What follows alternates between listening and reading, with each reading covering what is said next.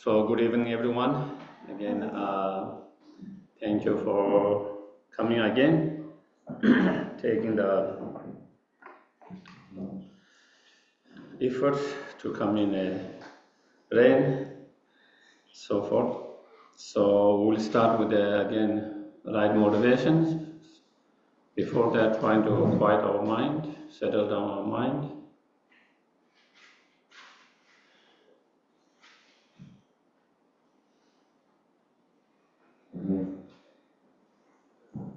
Try to keep your back straight.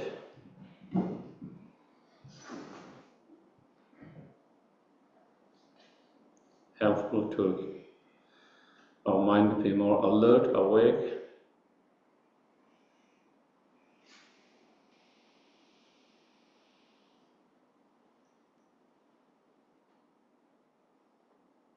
Try to let go of any being too uptight.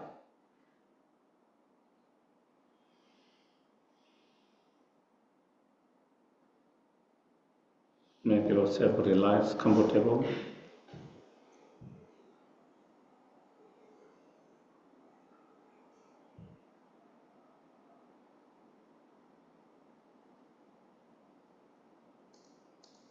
And feel the weight of your body on cushions or chair.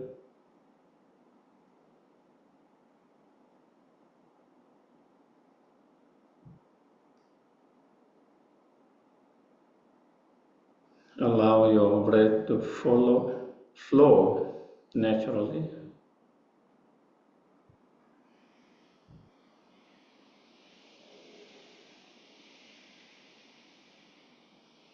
And observe and watch the breath mindfully for a few moments.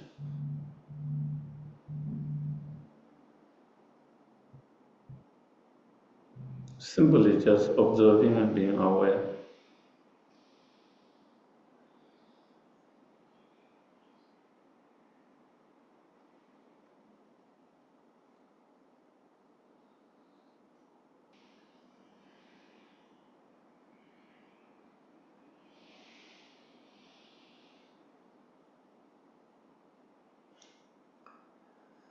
Once your mind is settled down, then we can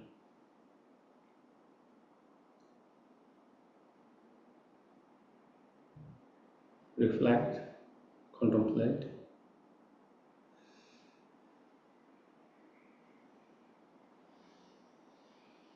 In order to be greatest help, benefit to all sentient beings and oneself.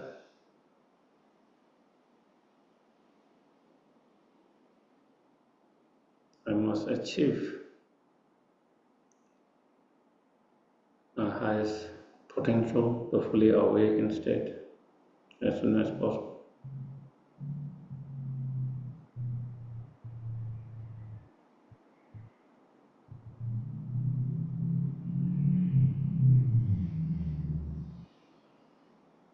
Without achieving fully enlightened state, even though we can be help and benefit, it will be very limited.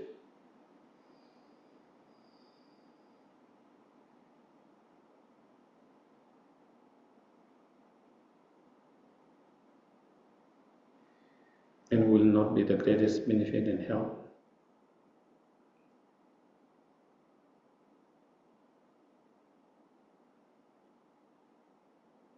Therefore, I must achieve that fully awakened state as soon as possible.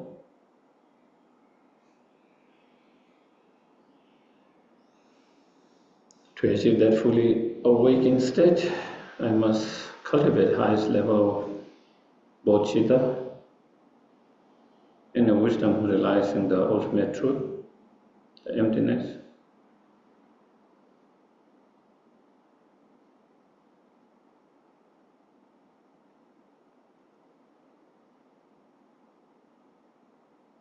And to develop those qualities.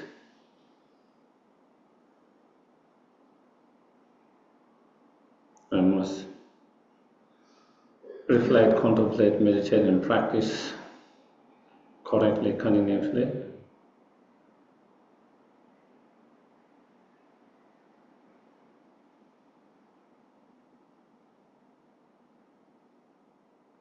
And for that, I need to be reminded of those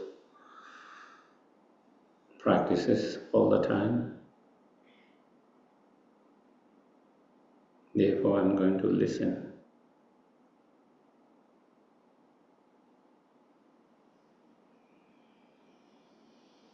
And engage in the discussions and reflection, contemplations.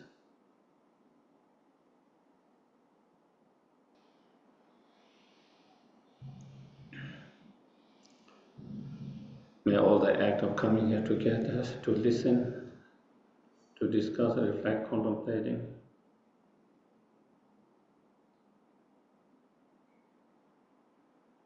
everything that we do during 24 hours,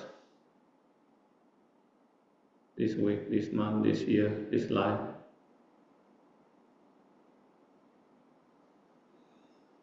And all future life until we achieve fully enlightened state. Everything that we do through body, speech, and mind, and they all become cause and condition to achieve fully awakened state.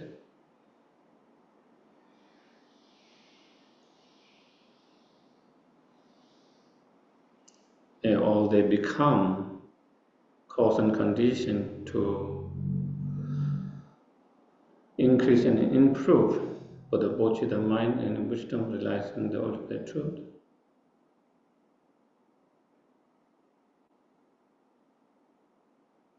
And may all then become cause conditions for the happiness of others and oneself.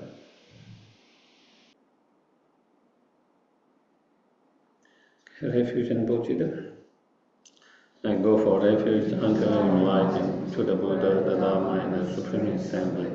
By the merits I create to listen to the Dharma, may I become Buddha to benefit all sentient beings. Sangye Shwetam Soge Chonam La Chancho Bhatu Dani Kyapsochi Daki Chushe Gibe Sonam Ki Lola Penje Sangye Dungwa Sho Sangye Shwetam Soge Chonam La Chancho Bhatu Dani Kyapsochi Daki Chushe Gibe Sonam Ki Lola Penje Sangye Dungwa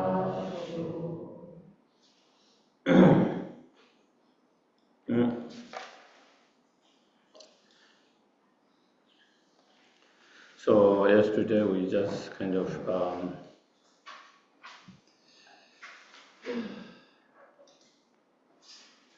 talk about what are the two truths, according to the different school of thought of Buddhism, and then little bit, and then we talk about also, especially from the Madhyamika or the middle way school, from the middle way school of point of view, the two truth. We will also talk and discuss about, in order to achieve the fully awakened state, you need to have correct realization and direct and correct realization of ultimate truth. And in order to have that wisdom realizing the ultimate truth directly or perceived directly, then it need to depend on the conventional truth. The conventional truth being as like the ladder or as the method for the ultimate truth, the wisdom cultivating of the ultimate truth to arise. Therefore, understanding what truth is so important in order to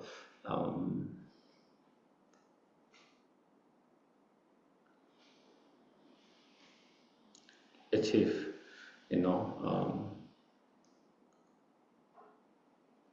nirvana or total freedom from the samsara.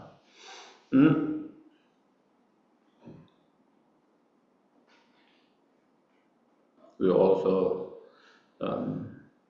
talk about,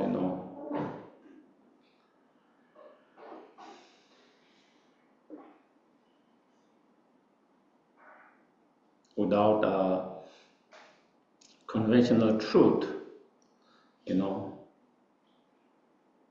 we wouldn't be able to, function in our everyday life,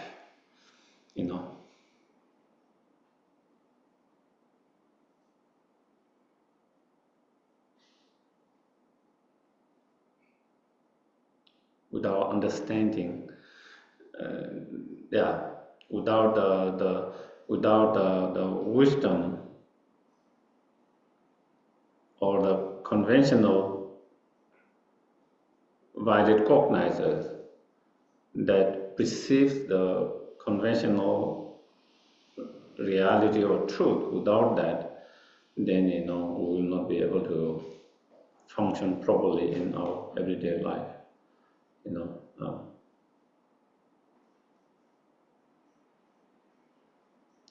When there is a dark cloud, and when the storm, dark clouds, when there is a wind, everything's, you understand there will be storms.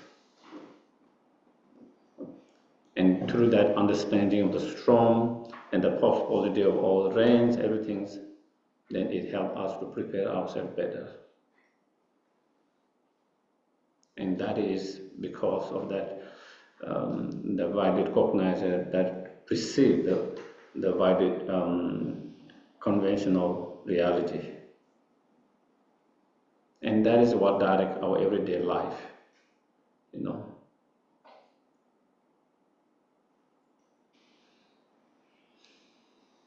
So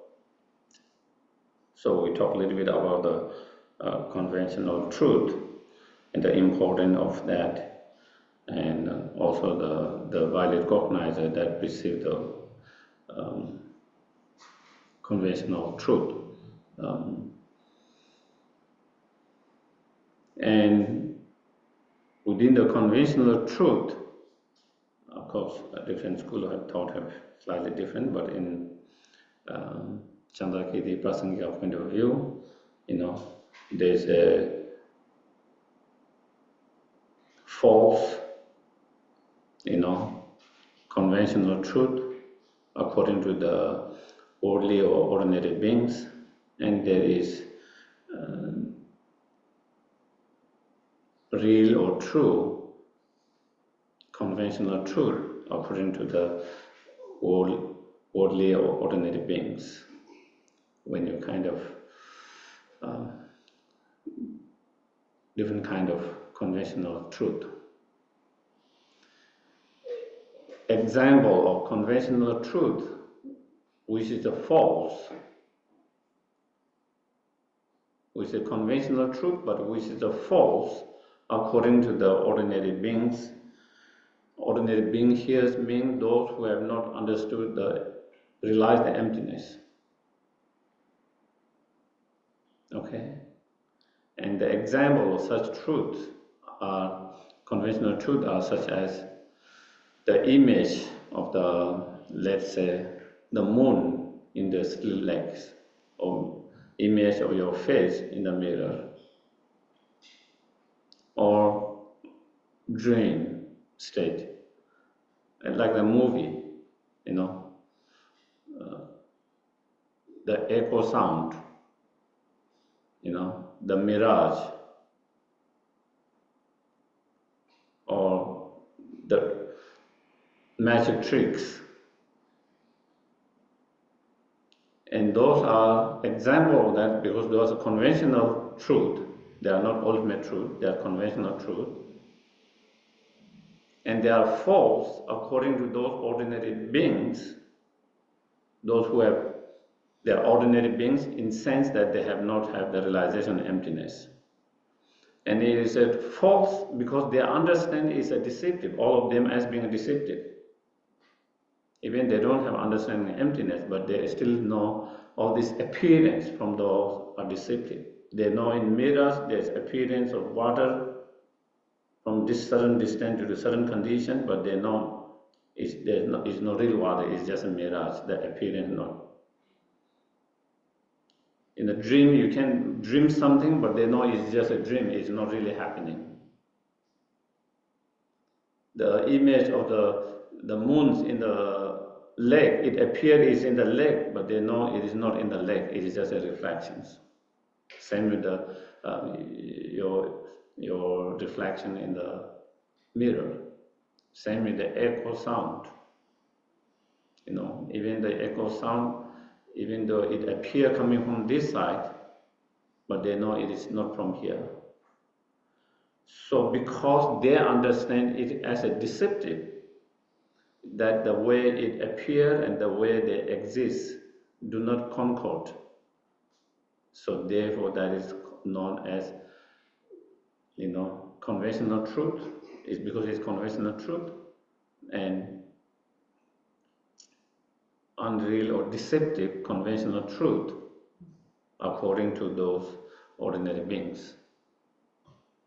And then other example of real or truth, conventional, not false, conventional truth will be, the iPad, the mic, what do you call microphone, the tables, the flower, the cup, everything that, me, you, my body, my mind, all of that.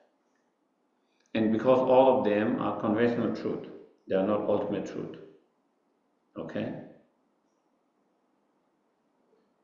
Within all the existing phenomena, it could be either conventional truth or either ultimate truth. Anything that exists but which is not ultimate truth, then they are all conventional truth. So it is conventional truth,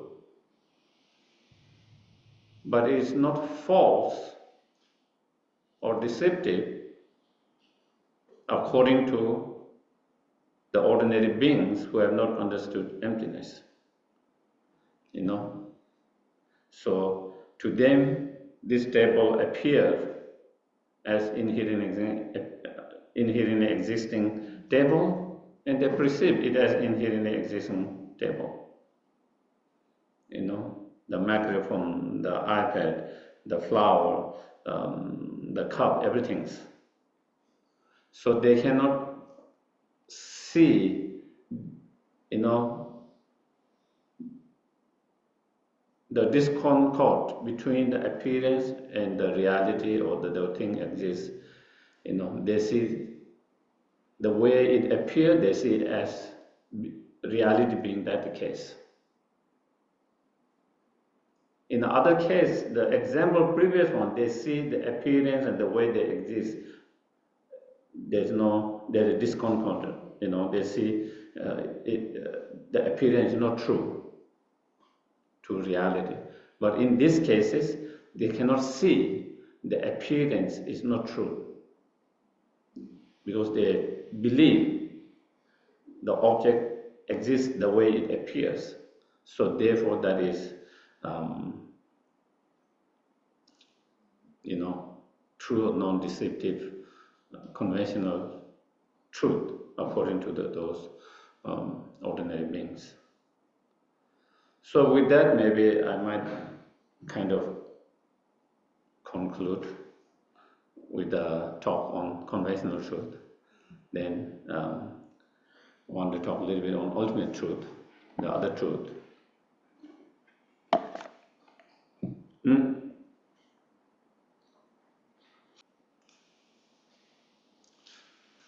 Ultimate truth,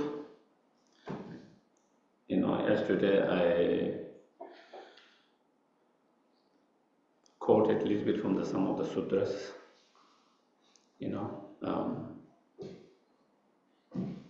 similarly, based on those sutras, Nagarjuna in his Root of the Wisdom or Fundamental Treatise, he describes the ultimate truth as being, not something that you can experience, the direct experience of that truth by hearing words from others. It is something that needs to be perceived by your own awareness directly,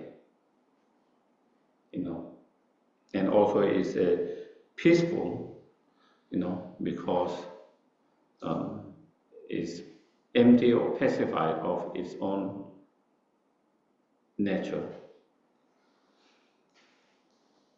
Also, he explained that the ultimate truth being empty of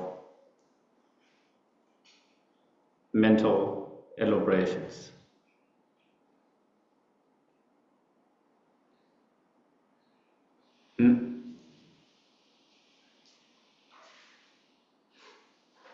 Also, he explained about the ultimate truth being non-conceptual, absent of conceptual thoughts, which analyze this is this, this is that, and all of that is free from all of those conceptions, free of all conceptions.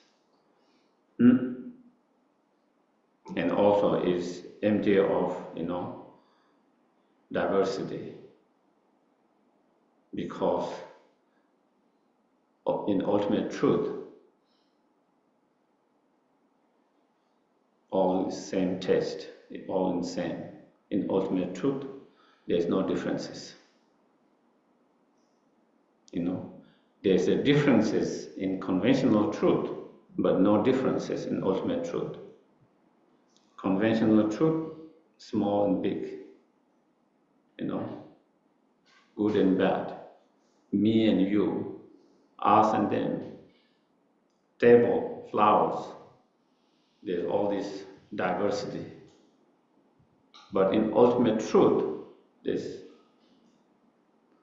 empty of that. Everything is just merely absent of inherent existence. That is all it is. And in that nature, that everything's being empty of inherent, absent or empty of inherent existence or nature, there's no differences. So therefore, that is why you see in some of the Buddhist prayers or practice or description of in emptiness, all is one taste,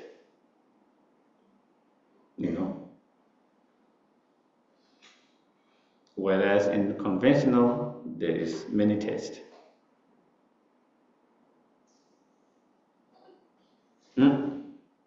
So that is what Nagarjuna describes of the ultimate truth. Similarly, Bhagavad one of another great Madhyamika masters, he also describes similarly in his writing, the ultimate truth or suchness is free from all the nets of the conceptual thoughts, such as this is permanent, this is impermanent, this is existence, that is not existence, this and that, all different identifications that we make. It's free from all of that in emptiness. The ultimate truth is free of all of that.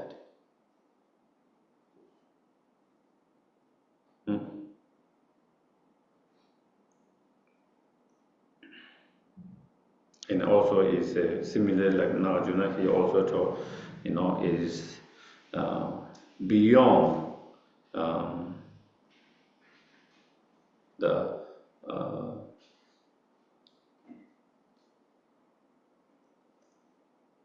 elaborate of the conceptions, therefore is peace.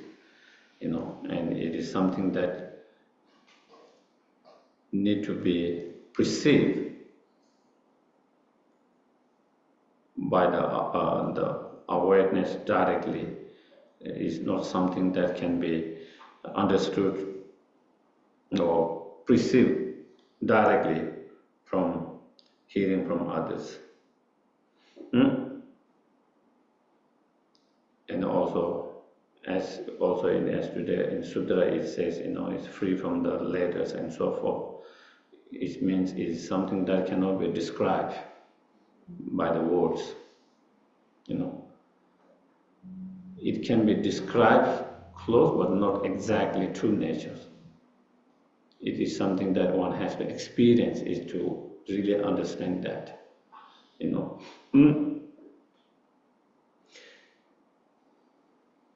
And it's like a space or sky which is free from all the stains. And again, it's free from the nature of that. It's free from all the clouds of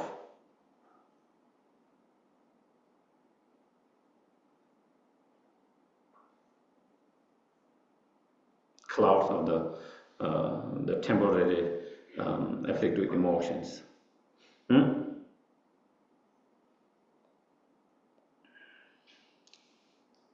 So yeah, so that is how it is described.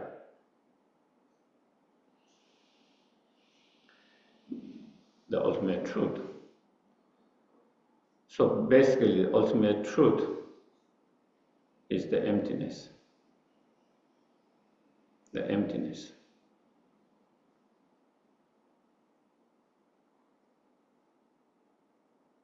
The emptiness is called ultimate truth because it's the objects of ultimate wisdom, the Arya wisdom that perceives the emptiness directly. And that wisdom, the Arya wisdom that perceives emptiness directly, is the ultimate wisdom or supreme wisdom, and emptiness is object of that wisdom, therefore is ultimate truth. And that wisdom is supreme or ultimate because that wisdom is the one that cuts root of all the samsara and all the sufferings.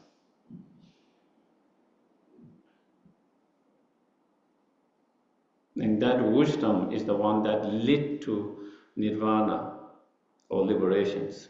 Therefore, that wisdom is known as ultimate or supreme. The wisdom that relies the conventional truth, cannot cut the root of samsara completely or directly and completely.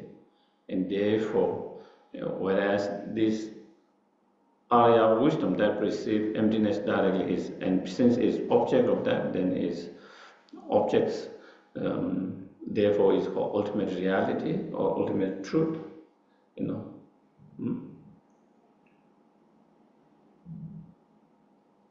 Also in some, it also explains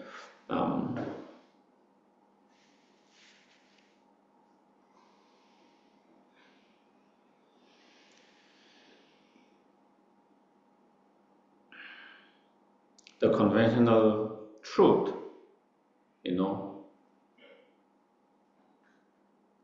when you come in contact with those objects, it gives rise to attachments.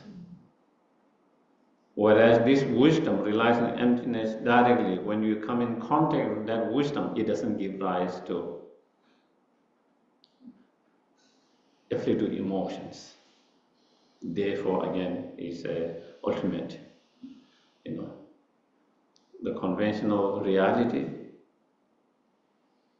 When your mind comes in contact, that it gives rise to affective emotions, whereas that wisdom doesn't give rise to those arising of coming in contact with that wisdom doesn't give rise to arising of affective emotions, and therefore again that is why also sometimes it's known as the ultimate.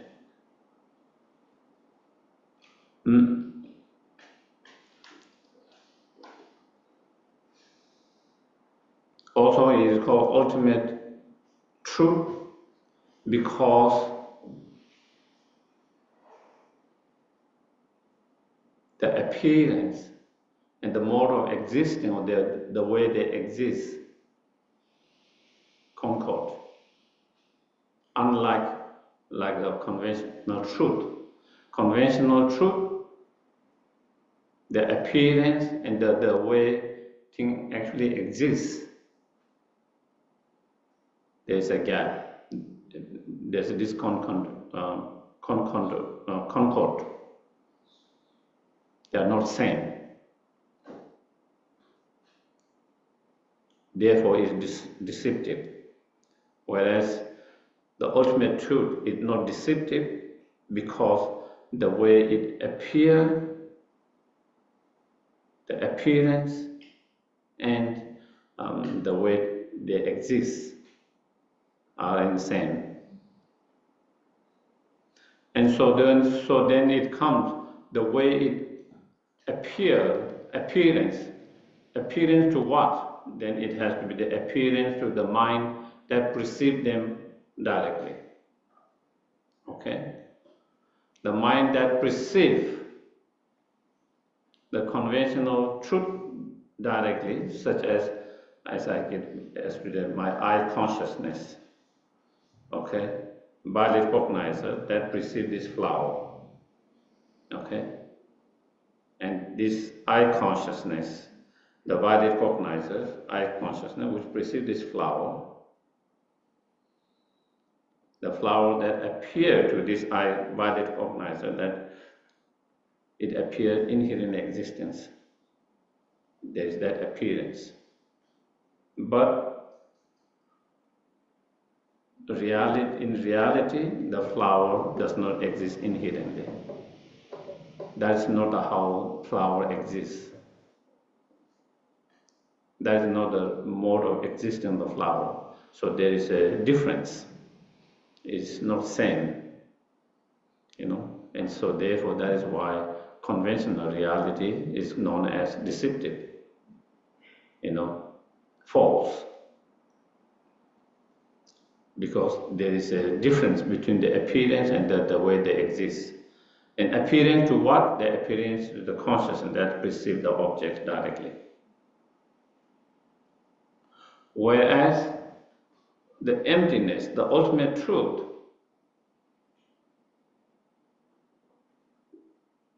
to the mind that perceives it directly. The mind which perceives emptiness or ultimate truth directly is the wisdom that realizes emptiness. That is what it is. Okay? The wisdom that perceives emptiness directly is the one that perceives the ultimate reality directly. To that mind, to that perceptions, the emptiness which is perceived appear as non-inherent existence, and that is how the emptiness exists, or the object exists. And so therefore the way appearance to that subject, the mind, and the way the object exists is same. There's no differences. There's no concord.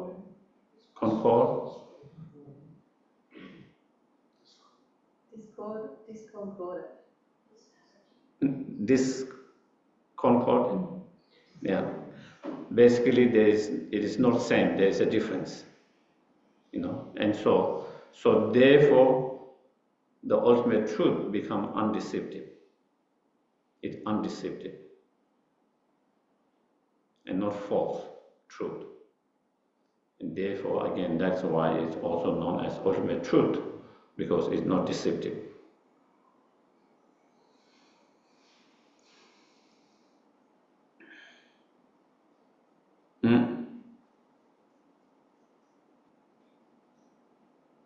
So then, talking about the ultimate truth or the emptiness, then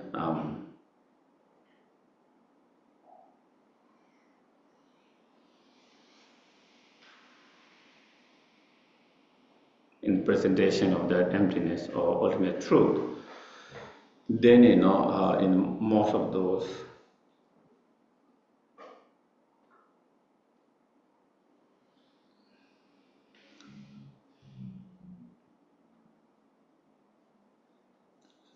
sutras as well as the commentaries, they present the emptiness of the person, the emptiness of phenomena, and then emptiness of emptiness. Sometimes, it can be presented as a 16 emptiness, different due to a different object of the emptiness, and when it is kind of summarized in 4 emptiness, and when there is even contents, then is contents in 2 emptiness: emptiness of the person and emptiness of the phenomena.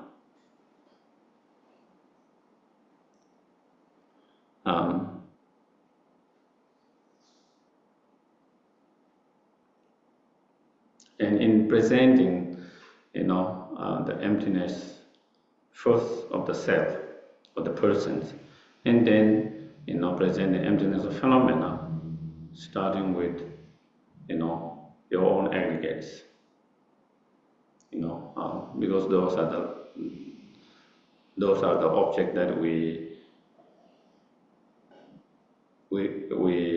get in touch and we relate every day. Or aggregate we see, we interact with that every day, and therefore there is more grasping to it every day.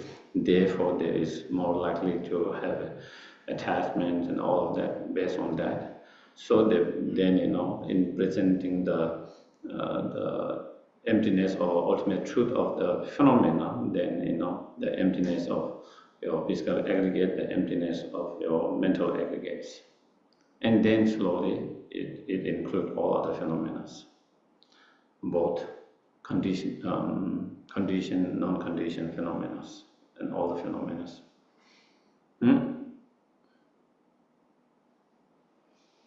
And as in one of the sutras mentions, and also in other commentaries, the problem for us is not having realization of the emptiness of one object. If we have realization of emptiness of one object, then it's easy to have a realization of emptiness of all the other objects.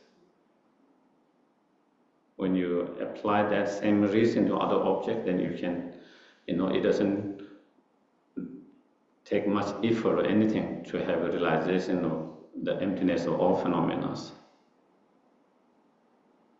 The problem is not being able to have realization, emptiness of even one object, and that is the thing,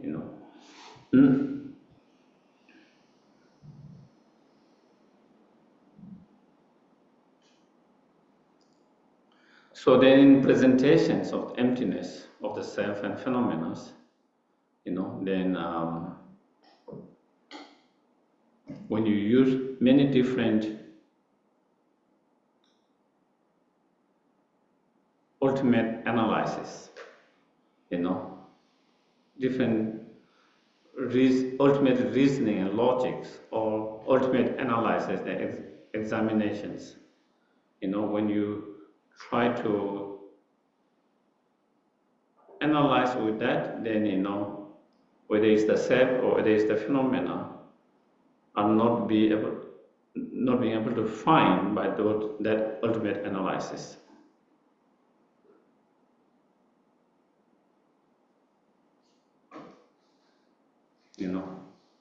Or not being able to find in such analysis, ultimate analysis.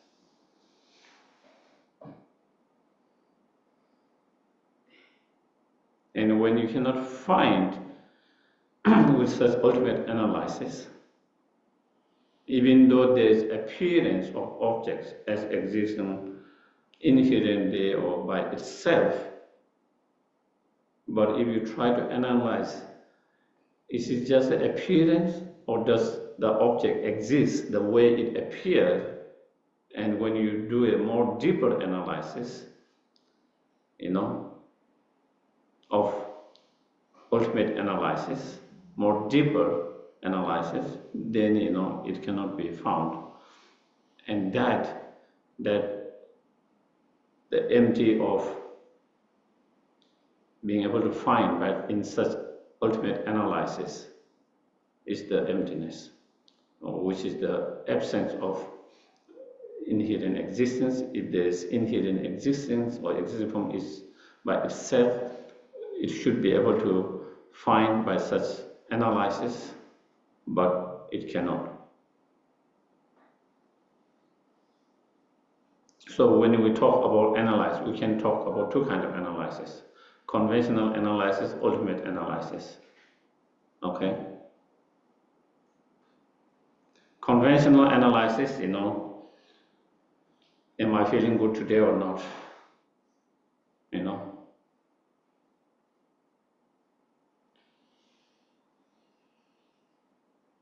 Was it raining today or not?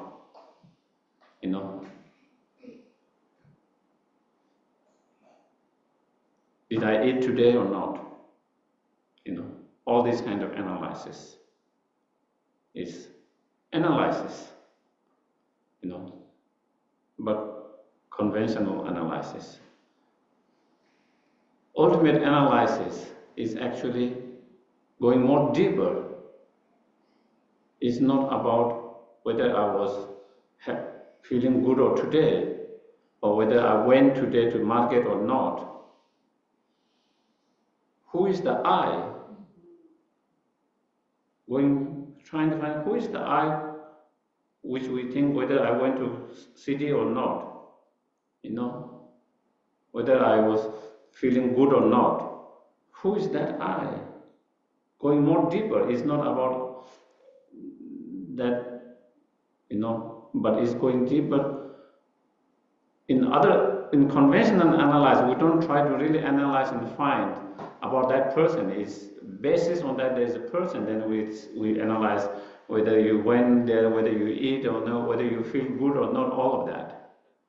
And ultimate analysis is, not being satisfied with that just appearance, but actually, who is that? Is there the I? Is, the I that appear truly existence? On the basis of that, then when we analyze all others, actually, is there a truly I, that the way it appears or not? And that becomes ultimate analysis, because it goes much more deeper analysis.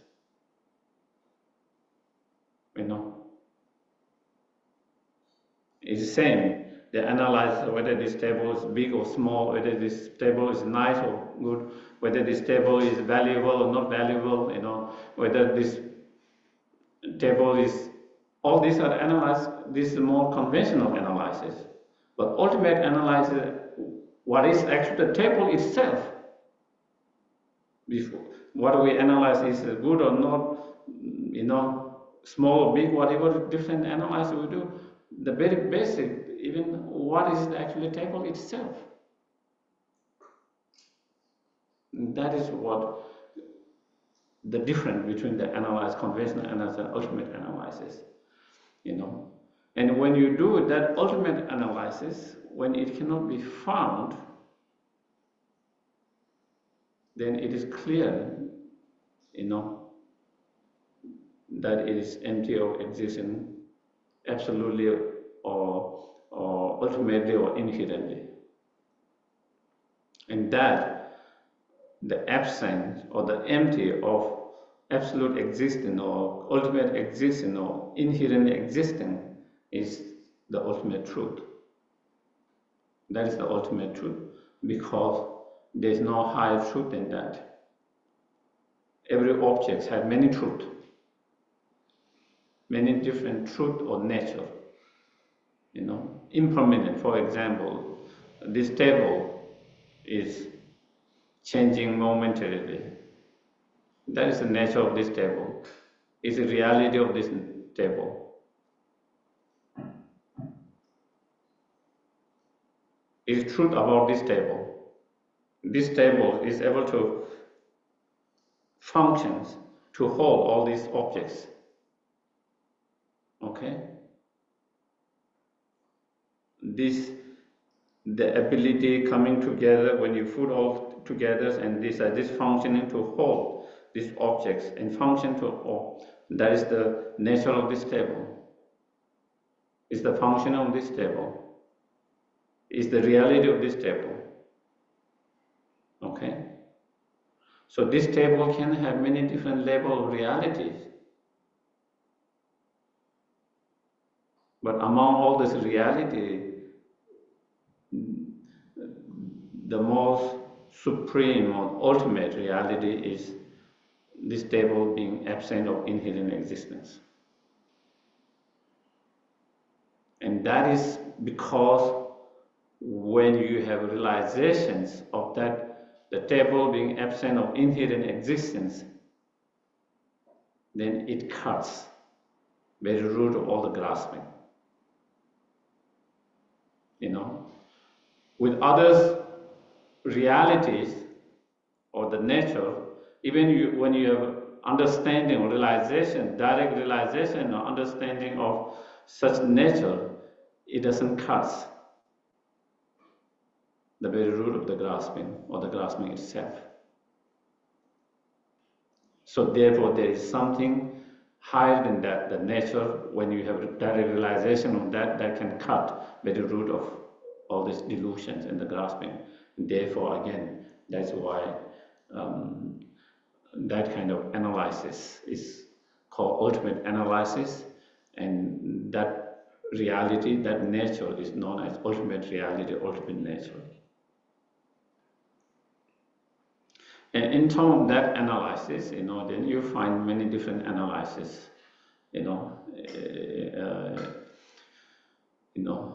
the analysis, whether the object is, one with the parts or separate from the parts.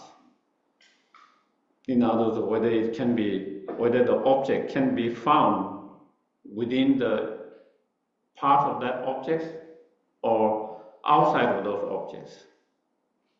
And when you do that analysis, then again it becomes clear that the object cannot be found either within the parts of that object, nor separate and outside, nor separate outside from those parts.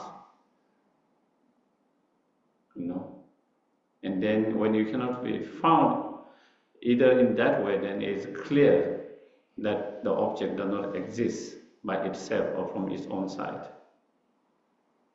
If something exists from its own side objectively or by itself, then it should be, when you do that analysis, you should be able to find either within the part or outside of the part. And so therefore, is empty of inherent existence, empty of existence from its own side. Also you see the analysis of, so in terms of the persons, whether the person or the self can be found within the aggregates or outside of aggregates,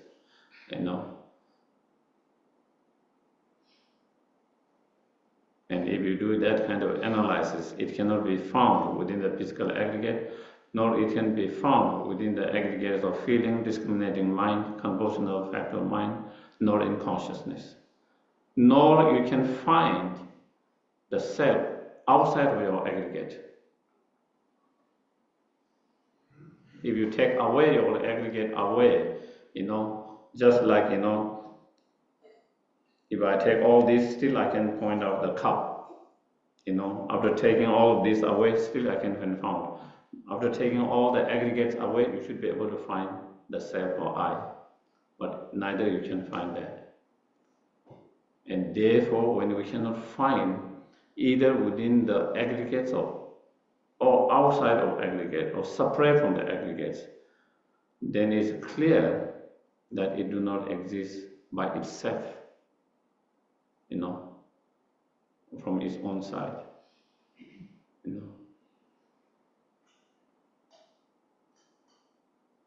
Therefore, it's empty of existing from its own side or by itself or inherently.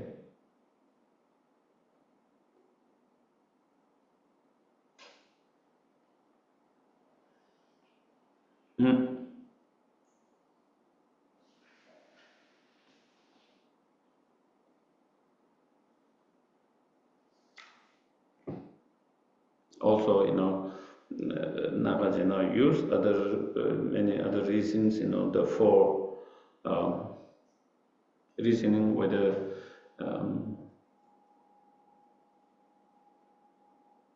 the sprout or any of those any of the impermanent condition phenomena, whether it exists without depending on cause or it depends on cause. If it arises without cause randomly, then anything can arise anytime. Anything can arise anytime, anywhere, because it doesn't depend on any particular cause. If it exists by depending on cause, then arise or exist by depending on by itself, others, or both, and then negate how it is not existing with different reason logic from by itself, nor from others, inherently others, nor both.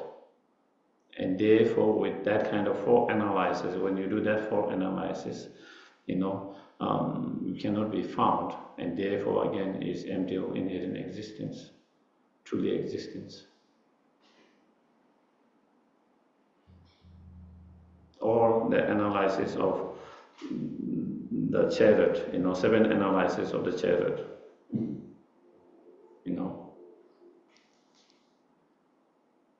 I think that one Nagarjuna does 5 analysis in his Precious Garland, and then 2 analysis was later added by Chandrakirti, and then become those 7 analysis.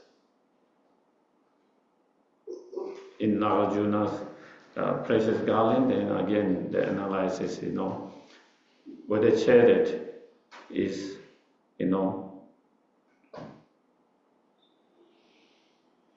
one, identity with its part, or is it, totally separate from the analysis, separate from the part, or does the chariot, possess within the parts, does it, the chariot depend on the parts inherently and other way around, or is this the shape, the chariot, is this the collections, the shape, when that kind of 7 analysis, when you do that kind of 7 analysis, again, you cannot be found with any of those analyses.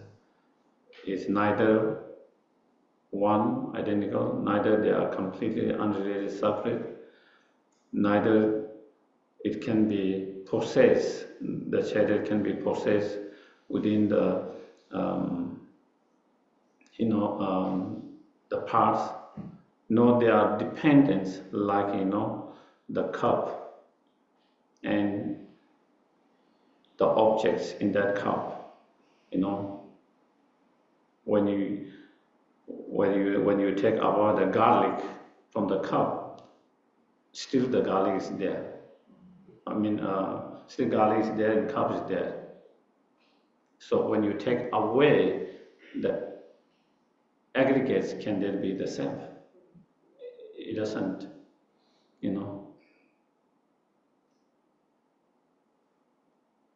Nor when you take away the self, nor there can be aggregates. They are mutually dependent arisings. So therefore, neither is depending in that way, nor the collections of those parts of the chariot, nor the shape of that chariot. And then when you do that, then you cannot find in any of them then what is the chariot or the car, and then the car or the chariot is merely imputed on the basis of all those parts coming together, and it has certain functionings. On the basis of all parts coming together, put in certain ways, fixed in certain way, and it has certain functionings. On the basis of that, then the so-called the chariot, the so-called car, or the vehicle is merely imputed, merely designated. There is nothing more than that.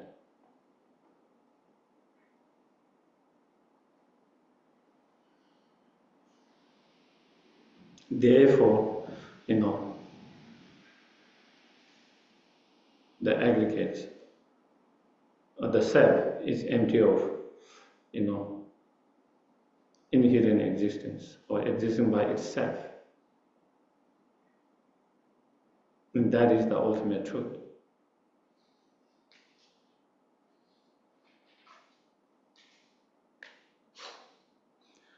And you find many, many others analyses, Also, the aggregate and the self and the aggregate, all phenomena are empty of inherent existence, or empty of existing by itself from its own side, because they all are dependent arisings. Because they all are dependent arising. Something which is dependent arising cannot be something that can exist by itself. If something exists by itself, it means it should be able to exist without depending on any other cause, condition, other factors. But again, there's no phenomena that can exist by itself without depending on other cause, condition, or factors. Therefore, all phenomena, the self, the aggregates, and all phenomena are empty of existing by itself, existing from its own side. From its own side means to be able to exist by its own side without depending on other factors. That is what it means by its own side, isn't it? Something existing by depending on other factor and something existing by itself or by its own side is contradictory. It cannot be both. But if you analyze this, everything is dependent arising. Since everything is dependent arising, therefore everything is empty of inherent existence, empty of existence by itself from its own side. And that is the ultimate truth.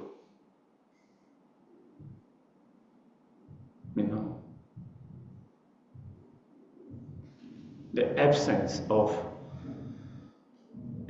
or empty of such inherent existing or truly existing or existing on its own side is the ultimate truth. And when one perceives that ultimate truth directly,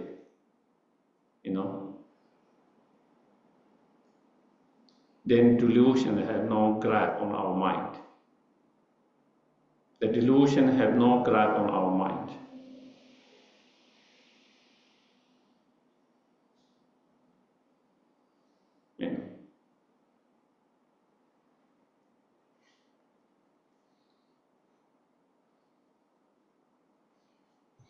It completely destroys all the delusions with that wisdom perceiving or realizing the ultimate truth directly, starting with a gross level of delusion to more subtle level, and then completely eliminate all of them, and then completely lead to the ultimate happiness of nirvana. And that is what ultimate.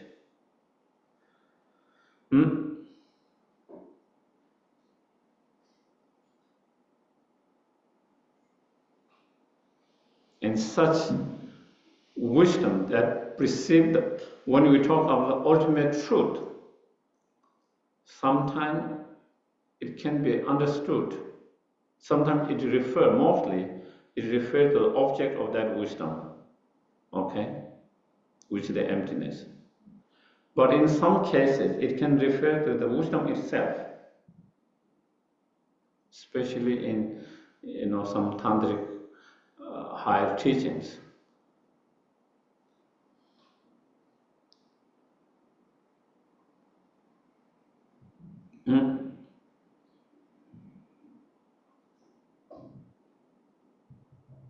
So sometimes it can refer to the actual subject, the wisdom itself.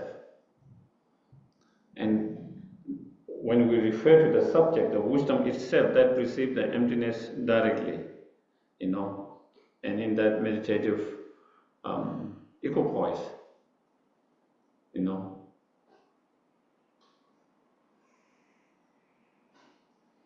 then in that it's empty of all dualistic appearance in that mind. There is no appearance of infinite existence of the objects. There is no appearance of the dualistic of subject and objects. And there is no appearance, even the conventional objects.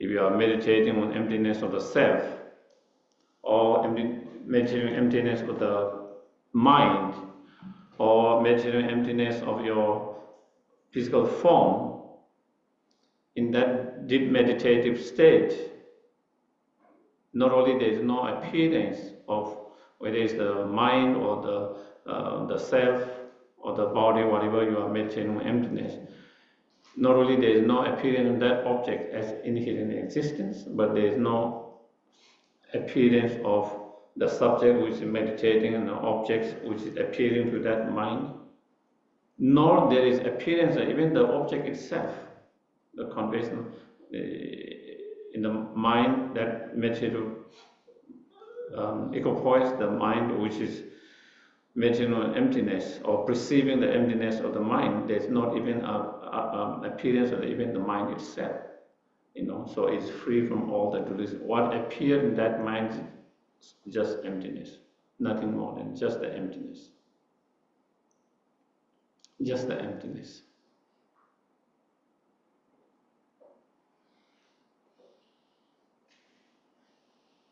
Therefore, in that wisdom, in that mind, is free from all the conceptual thought in that moment, free from all the conceptual elaborations,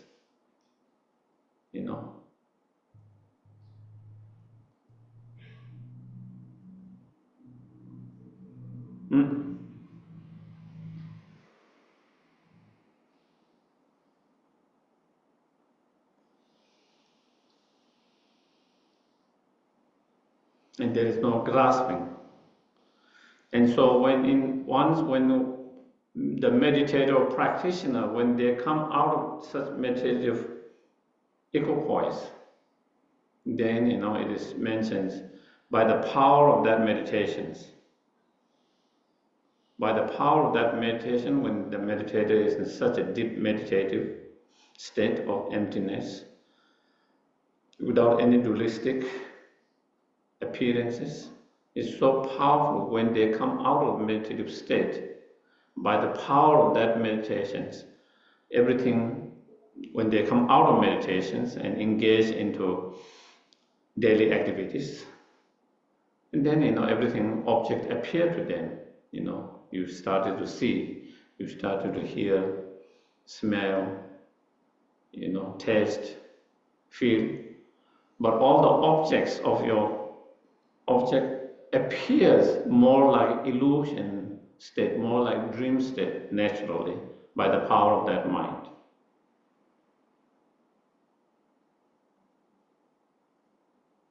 Through the power of that meditation of the mind, then everything that you experience, the object appear as more like a dream state, more like illusion state.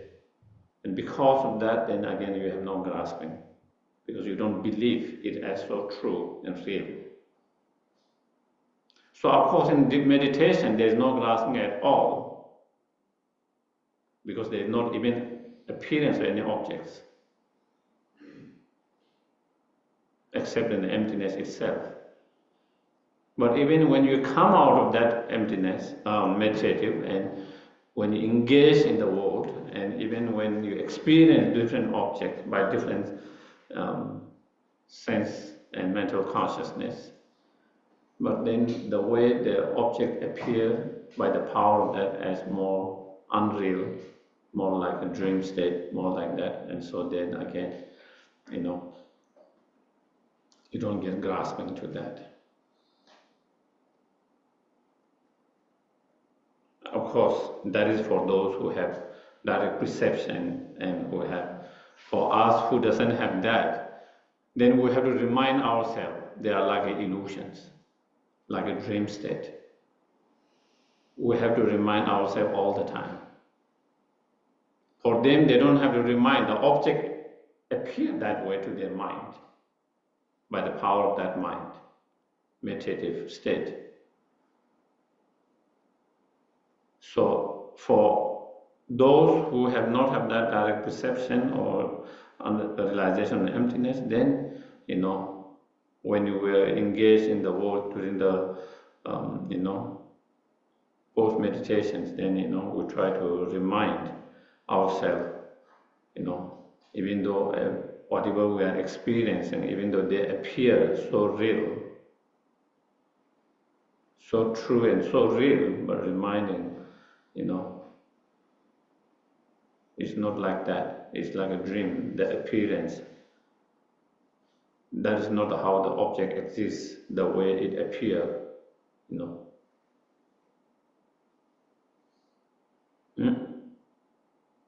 And so thereby not being deceived by the appearance, by understanding that appearance is like a dream state, like illusions.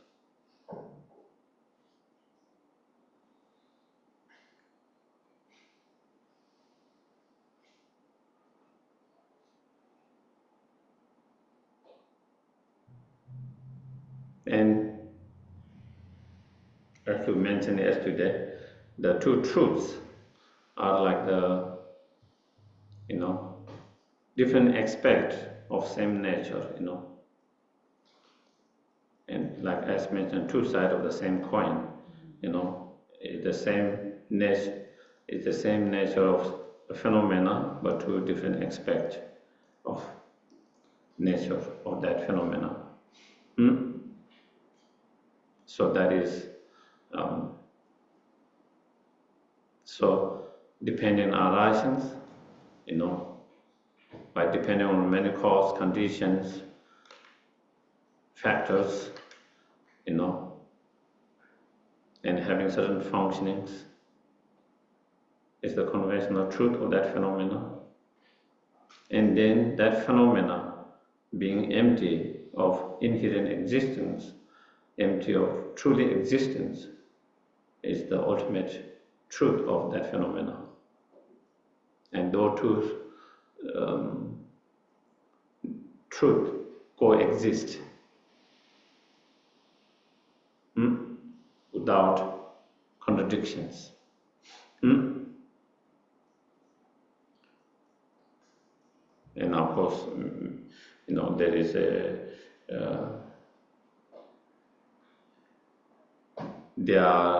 those truths are in the same nature, but they are not identical, And so if they are identical, they are false. If they are not truth, if they are not same nature, therefore false in the sutras. But I don't think I need to go in that. And again, sometimes too much information scatter your mind, especially when you have too much in a very short time. Too much to digest, too many informations. So I don't want to go in that at the moment.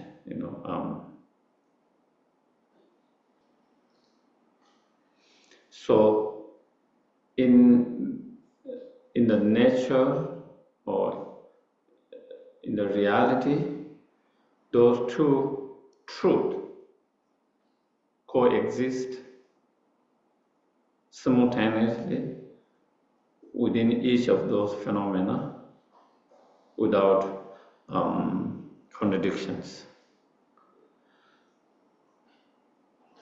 Also, when we practice, then also we should be able to see that true truth. That is not only how it exists in reality, but also when we meditate and when we practice in our path, we train to see them again, not being contradictions, but to be able to see simultaneously.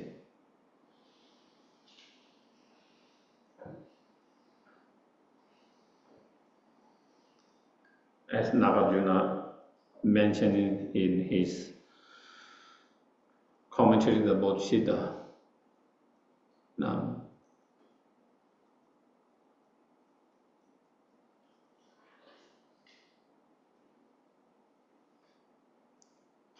he's praising the Buddha by saying, while everything is empty or inherent existing, at the same time, it confirms the law of cause and effect. And that teaching, that understanding there's nothing more amazing than that. There's no more wondrous than that wonders, as he mentions. In other words, by seeing those in understanding those truths are not contradictions, the more deeper understanding and correct understanding you have on emptiness, the more faith you have in the law of cause and effect. The more certainties in law of cause and effect, the karma increases. It's not the other way around.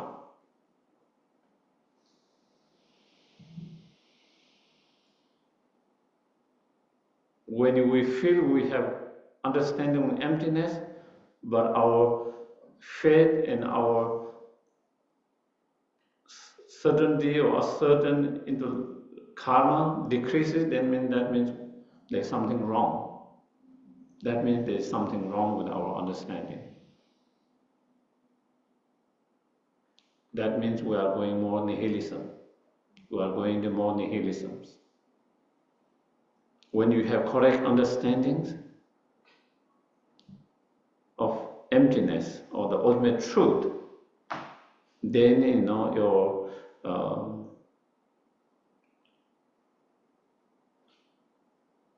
your faith in a conventional reality increases. The conventional reality of cause and effect of the karma.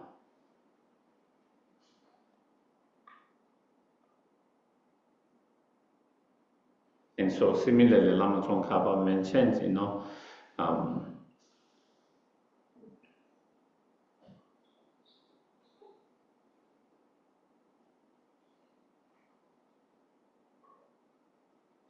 when you understand emptiness, it doesn't contradict dependent arisings. and the law of cause and effect, karma. And when you understand the law of cause and effect, dependent arising, it doesn't contradict the emptiness. Not only that alternately, but you should be able to understand both simultaneously. The moment you see law of cause and effect or dependent arising, at the same time you are able to see emptiness, and therefore there is no grasping. While you see the law of cause and effect and the functioning of law of cause and effect, at the same time, because you see the emptiness, therefore there is no more grasping to the objects.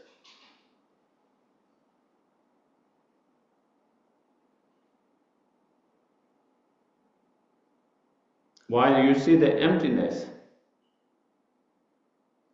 at the same time, because you see the dependent arisings, and therefore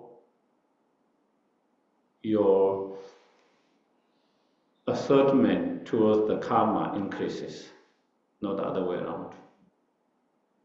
And when we are able to do that, when you see dependent arising, to be able to see emptiness, when you see emptiness, to be able to see dependent arising simultaneously, and then that is when you have really found the final thought of the Buddha's, the right view, the emptiness, the ultimate truth.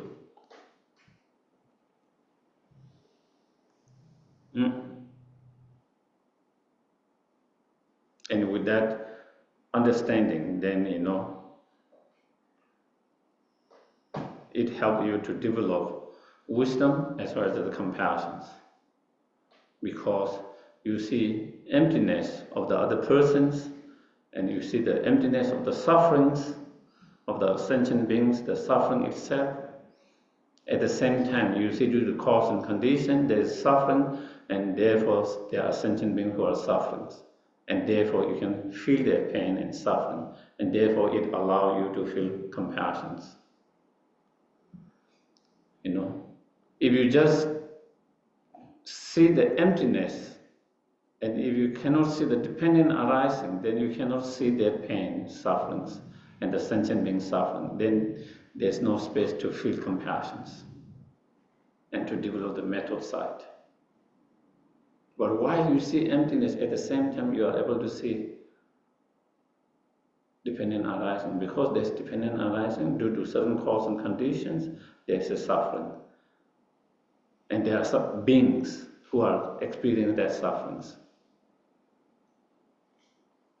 And therefore, it allows you to feel compassion. If you don't see that, then you see there's no sentient beings, sentient being empty, there is no sufferings, then there's no space to feel compassion.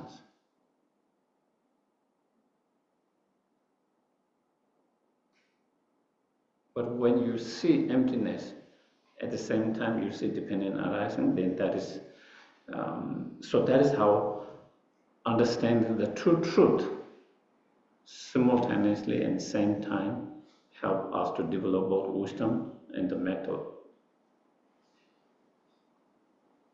And so, so maybe I will take a couple of questions.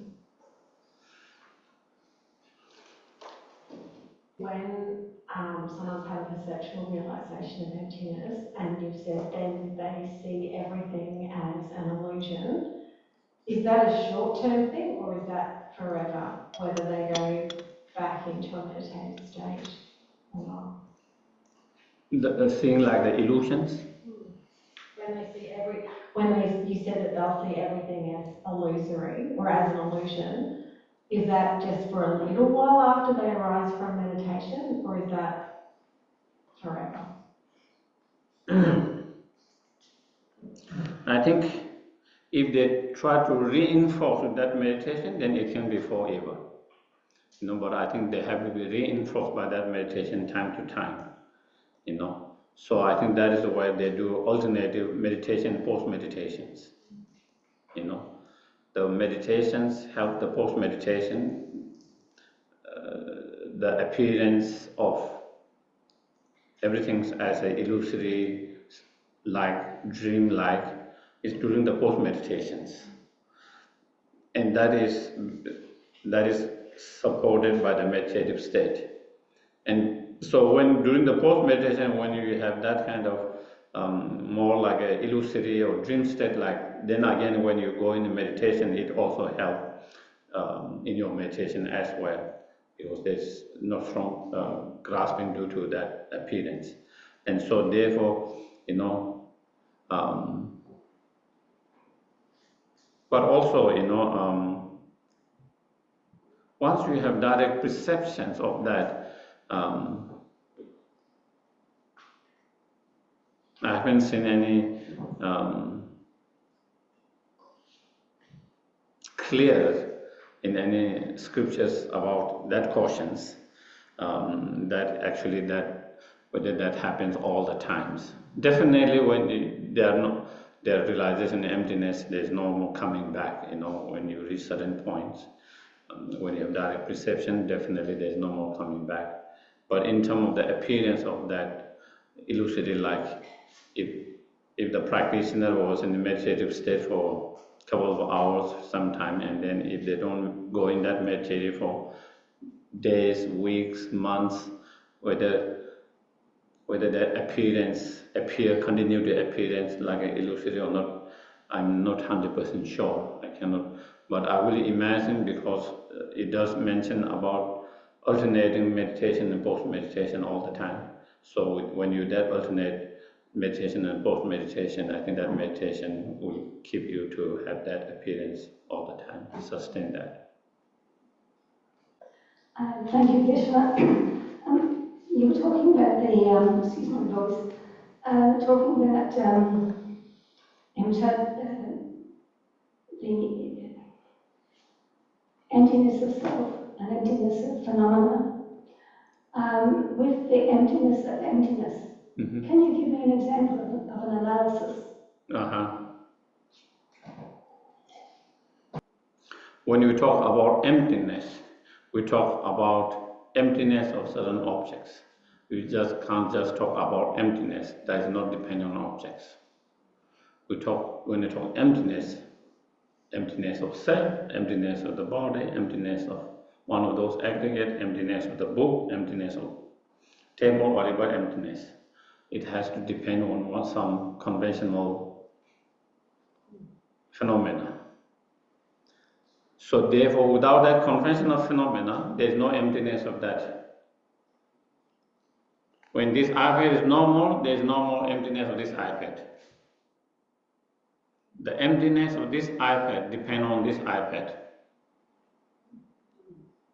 Okay? When this iPad is destroyed completely and there is no more iPad, then there is no more emptiness of this iPad, because there is no more that iPad anymore. And so therefore, same with all the emptiness, they all depends on the objects of which emptiness that it is. So is it dependent arisings, Also, one from that perspective, also the so-called emptiness is merely imputed on the basis of something that is merely absent of something, So there's a nature of that. The object is empty of inherent existence. On the basis of that object being empty of inherent existence, on the basis of that, then is labeled that as an emptiness. Is merely imputed, merely labeled. And also from that perspective, also it is a dependent arisings, and is not inherent existence, truly existence. And I think the presentation of emptiness is important, because again, we see emptiness as solution to all the problem, isn't it? We see the emptiness as the solution to the problems. It is the solution to end all the sufferings and the cause of suffering. And so when you see something as a solution to all the problem, all the suffering, then there is this possible sometimes we can have grasping to that. And we might think, oh, this is the ultimate one. this is the ultimate one, and then we can have grasping to that. And so therefore, to let go of grasping to that, then it's presented, even that is empty of inherently existing, truly existence, so that we don't have grasping to the solution itself. And then I saw, yeah, here, Kevin. Thank you, Geshe. So when you were saying that you understand simultaneously emptiness of an object and its dependent arising, is there a practical way we can think about that in terms of reducing our grasping applied to the delusions? How might that work? Yeah.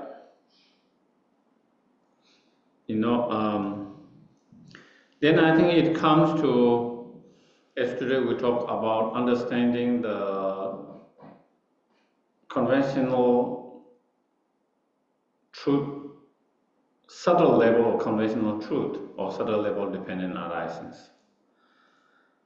And that is that how everything is merely imputed. How everything exists only on the basis of merely imputed. When you understand that everything, whatever object of your attachment, object of your aversions, object of jealousy, object of our pride. Maybe we have pride because of certain qualities in ourselves, whatever the pride object. So whatever those delusions, those delusions arises on the basis of certain objects, due to coming in contact with certain objects, then there is arising of either attachments or aversions or pride or jealousy or whatever. And so when we try to think on that, of course, first you can think of, analyze the ultimate analysis, different reasoning logics that one can use to establish that they are not inherently existing as it appears to our mind, that there is no existing from its own side as it appears to ourselves.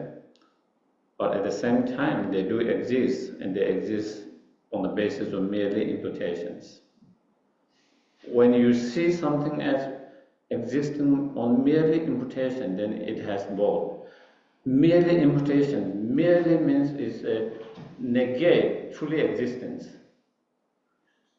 But it exists by merely imputation. When you say merely imputation, then it says it exists by that. So then in that case, you find the middle way, merely it exists by merely nominal or merely by level. So it doesn't reject the existence. At the same time, it negates the truly existing because of it exists merely on nominal level. And that is the subtle level of understanding, more subtle level of dependent arising as well as the object to exist as a conventionally existence, as a false, as a deceptive. And to that, then you need to have first understanding emptiness. And so I think when we apply that, then you can see both and simultaneously in that way, when we are able to apply that. Okay?